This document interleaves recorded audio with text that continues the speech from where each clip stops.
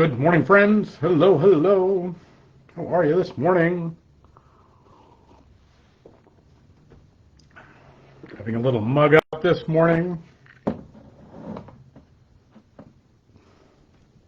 How is everyone? You're doing okay. It is a fantastic summer day out there. It's everything we have hoped for such a long time. There's beauty and goodness, all the things. Good morning, friends. Hey, Vicky. Hello, hello, hello. Everybody's doing well this morning. Prayers all around.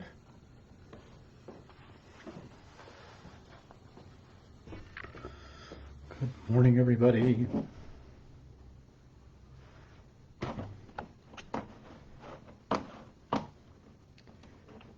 Yeah, that chicken came out good. Last night we do a special meal once a year with our friends down at the branch supper. We grill some chicken. It is Denise's great piece de resistance, if you will, about caring for our neighbors and our outreach here in Fall River.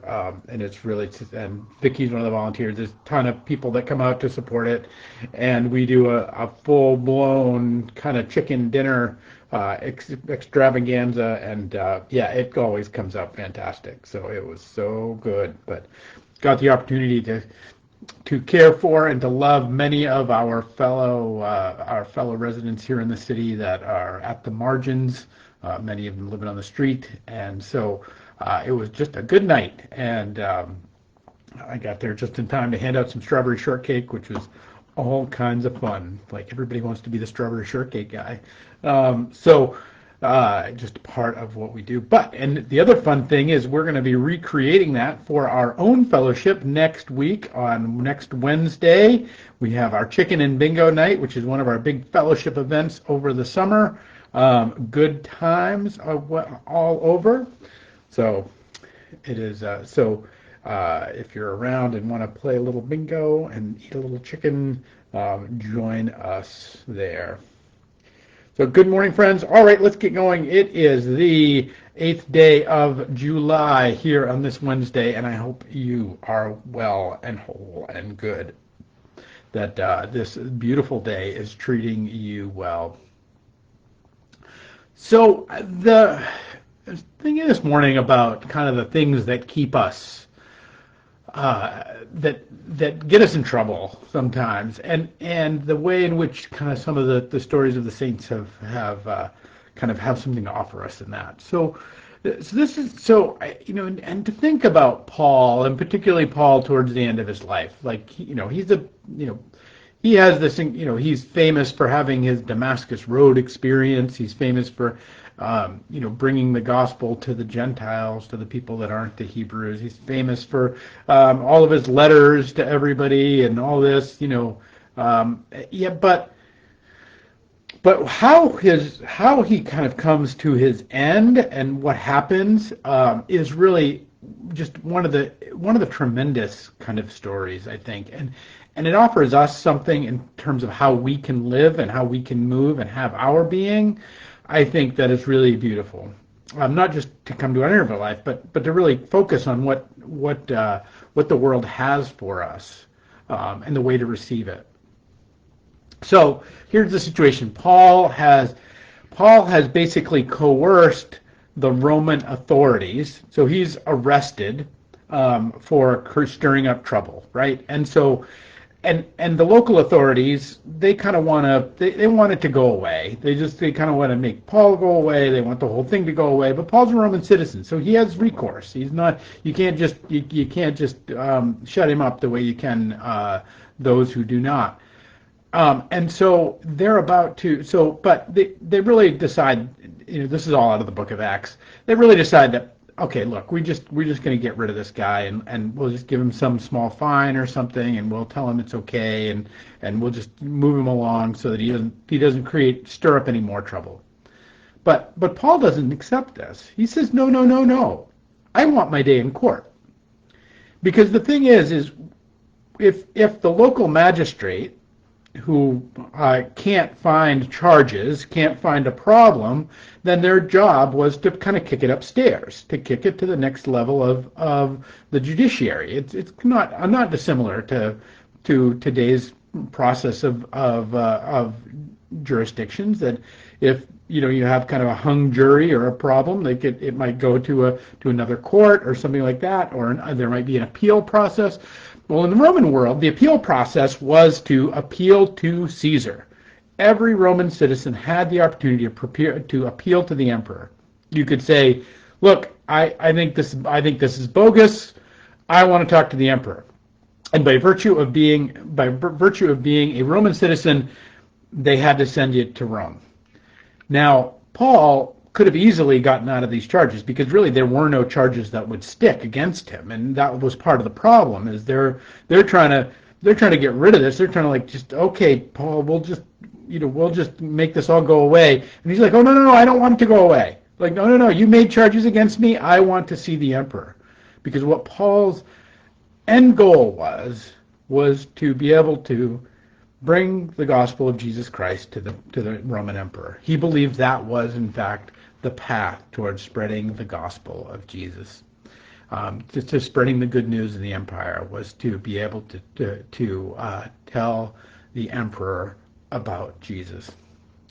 So they end up boxing him up. He has his own guards, and the whole last chapter last part of Acts is him ending up in Rome, in jail, but still trying to get his day in court with the emperor, which never really happens, but as far as we're told. But here he is. He's locked up. He's locked up for a couple of years, but he's still writing his letters.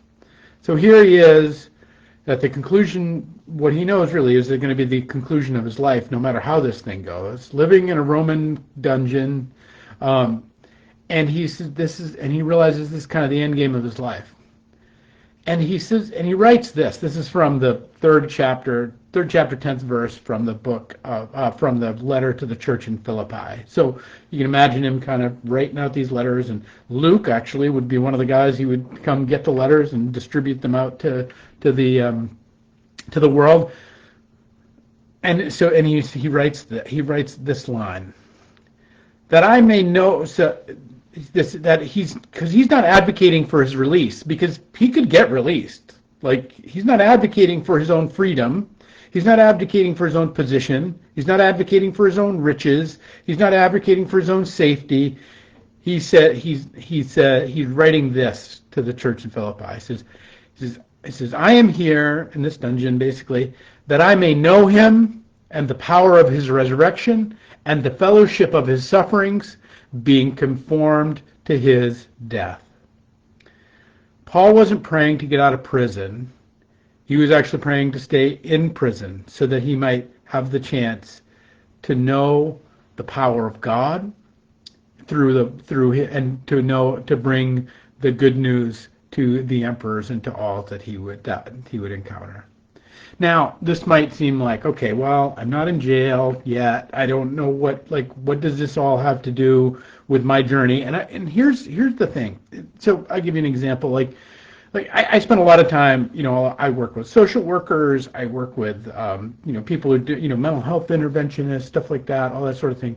And they always have this way in which they talk about the religious life that always annoys the heck out of me. So this is my rant part of our talk today.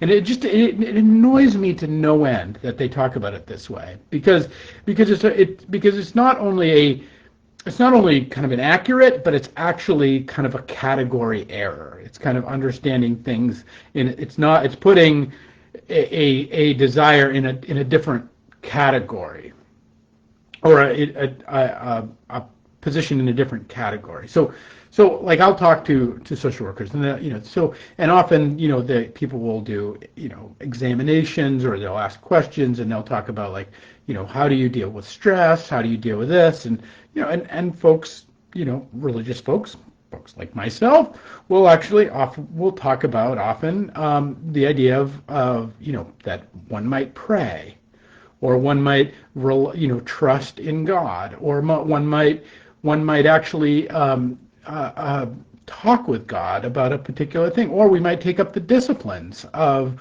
we might attend worship, we might fast, we might do all the disciplines that we might read and consult Scripture as these ways of, and they'll take their pointy little pen, and they'll take their their little glasses, and then they'll and their chip, and then they're like, oh, okay, religion is a coping mechanism for this person, and I'm not just talking about me, but anybody they encounter, they say, oh, they have faith is a coping mechanism. When we frame faith as a coping mechanism, and it drives me bananas, because basically we're saying, okay, we're in prison, we have a problem, we have some suffering that we're encountering, we have some we have to contend with the world in whatever way, whatever form it comes at us, and we have to cope with that. And so how do we cope with it? We have to contend with it. Because what we really need when we say we have to cope means we have to kind of overcome it, right? We have to get the world to bend into the way in which we desire it to bend. We need to be large and in charge in this world. We need to have supremacy over all the things that are happening to us for our better end, that we get our thing. It's like Santa Claus Jesus, like I'm going to pray to Jesus so that I get peace, happiness, wealth, so that I get the things that I want and when I want them, the way I want them, so that when we speak of our faith, when we speak of our practice as coping mechanisms, it's actually, I think, one of the ways in which we actually adulterate the gospel. Like we contaminate it with kind of this, because the reality is we're not the ones in charge. We are the ones called to be in relationship with Jesus. And that relationship will take us to places and take us to ways of being, so that we, in the words of Paul, that we may know him, and that we know the power of the resurrection, that death has been overcome, and that we may know the fellowship of his sufferings, meaning that any way we're going to suffer, Jesus has already suffered in that way, and Jesus has shown us, not only in an example, but has laid down a track for us to overcome that suffering and be conformed to his death, meaning that we can give up, because Jesus wasn't killed, Jesus wasn't murdered, Jesus laid down his life and he took it up again. So we too can lay down our lives for the people, the things, the world that we love, and that we can take it up again. We can actually conform our life to the way in which Jesus laid down his life. None of those things have anything to do with coping. None of those things have anything to do with getting through the day and bending the will of the day to our desire, to make sure that we can endure the challenges of the day. Quite the opposite, friends. Quite the opposite. It means actually that we come into relationship with Jesus, and that through that relationship, through that being, we contend with the world. And that in contending with the world, we then overcome the world, not because we're large and in charge, because we're looking for supremacy. Not because our faith or our faith practice is a technique or a technology that we can employ to be able to get a good night's sleep, or a technology to employ to heal a cut, or a technology to employ to get more money. These are all things out there that are being. I mean, these are within people who call themselves church. That these things exist as well. And you don't even have to go to the secular world for some of these ideas. The foundation of what Paul is saying from his prison cell is, I think, the difference between profaning the gospel in some ways and living the gospel. That if we treat Jesus as Santa Claus, if we treat if we treat our lives as if, and our faith as a technique and a technology in order to be able to get the things that we want to get, or to bend the world in which we want to bend it, or to cope with the world as we find it, then we're inherently breaking relationship, right? Then we are in the business of manipulating God. We're in the business of trying to sell pull one over on God. We're in the business but what we're really in the business of doing is being God ourselves. And how terrifying is that? Because I'm not in charge. I'm not qualified to run this thing. I don't know about you. I'm not licensed on it. But the Creator is. The one who made us is. The one who called us into being is. The one who breathed life into us in every moment continues to do so with every heartbeat and every inhale and every encounter with the sun upon our cheek. That all of that is given to us for beauty and for wisdom and for glory and for goodness, and is calling us into deeper relationship with Him. And none of that requires us to be in charge of it. Quite the opposite. And that when we try to use our faith in these ways, well, we end up just in prison. we end up in prison without the purpose behind the prison.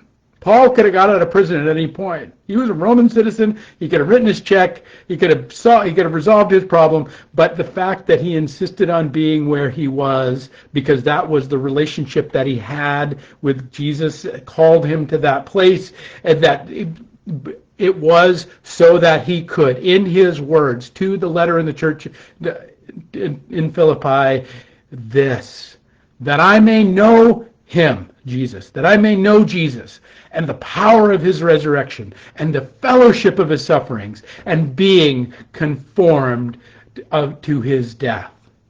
That's the high promise of the gospel. That's the high promise that God has for every one of us. That there's so much joy, because joy, as the psalmist tells us in the 16th Psalm, joy is in God's presence is the fullness of joy. It's not in us working the technique the right way. It's not in us manipulating the universe so that it might be the way that we want. It's not us just figuring out how to get through and cope. No, it is for us. It is for us to have our relationship with Jesus be primary and the blessings flow from it, rather than have our supremacy and as the end, and then to work that relationship for what we may desire it for. Friends, my hope for you today is in those places, because we all got them, in those places where you find yourself just in jail without the call for the reason that you're in jail, or when those places where you find yourself suffering, where you might not know the fellowship of suffering, where you find yourself in places of death without that death being conformed to the resurrection and the life that can come from it.